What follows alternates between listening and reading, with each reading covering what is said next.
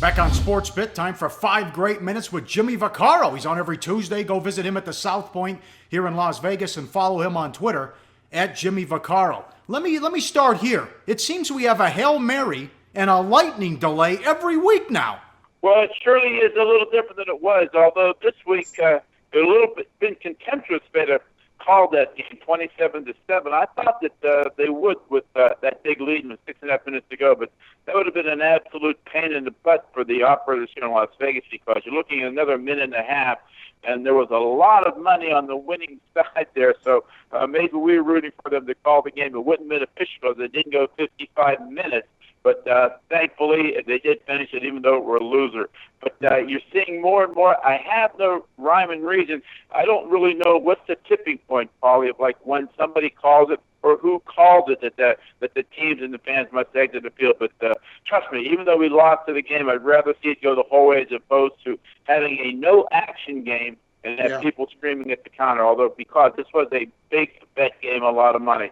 Wasn't like giving $3,000 or $4,000 back. This was a major game for us, and I'd rather take my lump here and pay it as opposed to taking the heat we would have from now until forever. What was it like at your joint with the Tennessee-Georgia finish? The theater of the absurd, I'd like to call this, and we talk about it all the time. What is there left that we haven't seen, but something else will pop up. And it goes back to the last 10 seconds, 2 touchdowns were scored on basically what you would consider Hail Mary passes, although the Tennessee guy was lost in the secondary when the other guy got loose. But the celebration in the end zone, the offside penalty, moving a little bit closer, and then, just on a personal note, I keep railing at you can't rush 3 people against anybody because the guy had time to throw the ball 50, 60 yards in the air. And if you watch closely, you saw 3 guys end up rushing. 5 were blocking them, so the kid had a lot of time, threw it up, and once the ball gets to the end zone, even though there was obviously more red jerseys back there, you always have the chance of getting an interference call in the end zone, or in this case, this kid just went up above him. But it was absolutely pandemonium in our sports book for that reason. And it just adds to the thrill, the excitement of being around these places on a Saturday afternoon. But like I said, I've never seen 2 Hail Marys in the last 10 seconds of the game. And Butch Jones falling to his knee just added more to the, I don't know whether you call it gratefulness or absurdity to this crazy game, this great game that we love. And to me, you can mark me down as I have for the past, I can't tell you how many years, Paulie. I enjoy the Saturdays much more than the Sundays. Yes, games all day. And so far, the college football game of the year, how was Louisville Clemson? I can't even begin to describe it because here it is. It's the same situation. You have 2 great teams, obviously with great quarterbacks. I wouldn't say the history is so much on Louisville's side, but since Petrino went there, he's made great strides in the past 2 years. Clemson, always a tough place to play. The beginning when they come in on the buses and they run down that steep stairway to some degree to get onto the field. You talk about college enthusiasm can't get much better than that. As far as the game, it's an absolutely instant classic. You can't write it up, you can't draw it up. And you saw at the end of the game, one spin one way or the other way. Obviously, Clemson is the loser. Louisville is the winner. You're down big at the halftime, and it just shows you that you're never out of these games anymore, no matter what the score is and what the situation is. You would think that maybe the other team would go to sleep after the halftime score. I think they come out and just outscored them by 20-something in the third quarter to make this unbelievable ending. But as far as the action was concerned, Paul, this was a game where you can absolutely say 2-way. Remember, Clemson opened 2.5, got bet the whole way to the other side 2. We closed the game pick, and all we were rooting for there was, no lightning delay. Don't call this game off. We made a nice profit no matter who won. But as far as viewing, what can I say, pal? Yep. Is business up, and is it louder in the sports books when the Cowboys and Raiders are good? 2 answers there. Business is rapidly getting more and more, and I just don't understand it. But I understand the understanding of, the theater of the absurd, which I used a couple of minutes ago, and I think that's just part of the attraction. And the Raider team, obviously for 40-some years, it was, Cowboys were America's team.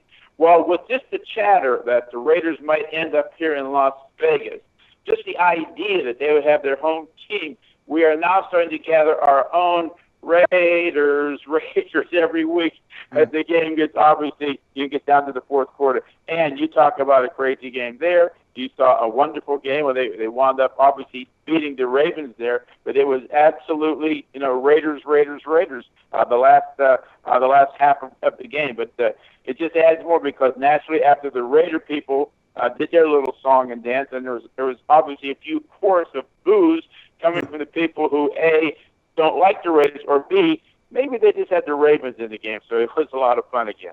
Yeah, bookmaker for over 40 years, Jimmy Vaccaro, our guest. Go visit him at the South Point if you're ever in Las Vegas. How was the handle for the first London game, 6:30 our time kick?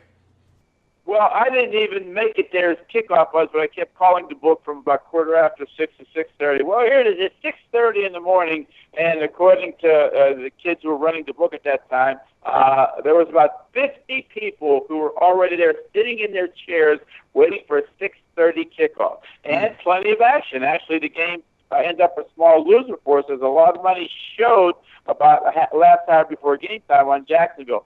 We had Indianapolis 2.5 the night before, closed the game 1, but it wasn't a massive loss. But to answer your question, yes, people get up out of their bed, drive to the sportsbook, and sit there from 6:30, and they were there till 6:30 that night. That shows you the strength of the NFL.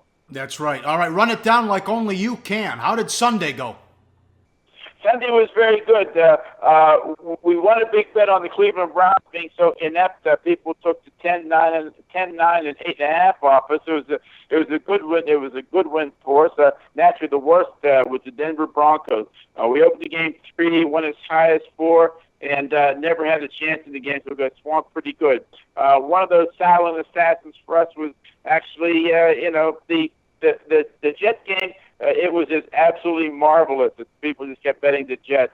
Even though it was like a low point spread, and you don't see that thing jumping around too much, it was one of our bigger wins of the day. And Fitzpatrick, obviously, again, 2 interceptions. So getting off early with the 2 wins was very, very good for us.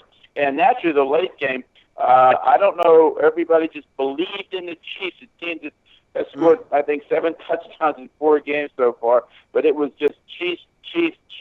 We would have made about 20% more if the total went under, but surely didn't have no chance.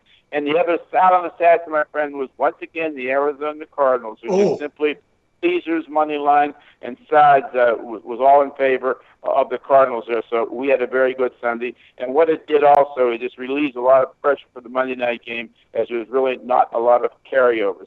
Having a lot of fun, but we all, you have to try to make money, and the Arizona Cardinals surely helped us get there yesterday.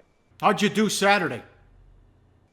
Saturday was a very, very good day. The silent assassin, once again, was North Carolina, Florida State. The game opened 11.5.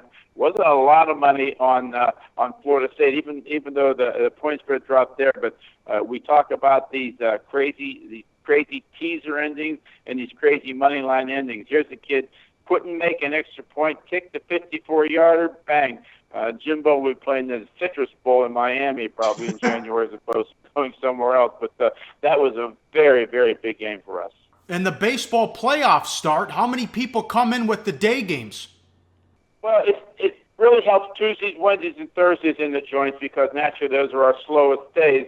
And I don't think you could ask as an operator for all the marquee teams that got there. Naturally, the Cubs will probably outright any other game that's going up against them, probably 15 to 20%, because there's actually people now who are there. This sympathetic fan who's coming out of the woodwork, maybe rooting for the Cubs after all these years. But as far as like action, once again for us, and like I said, we're not the biggest joint in town, but we take a fair bite, and we took a bite Saturday. A guy bet the Dodgers to win the World Series at 9-1 and put them on for $5,000 for us. That's a fair bite. They're $45,000, but actually took a little bit of the heat off the Cubs. But I look for a great playoff series only because, as I said, there's a lot of teams in there with a lot of marquee interest, and it should be fun.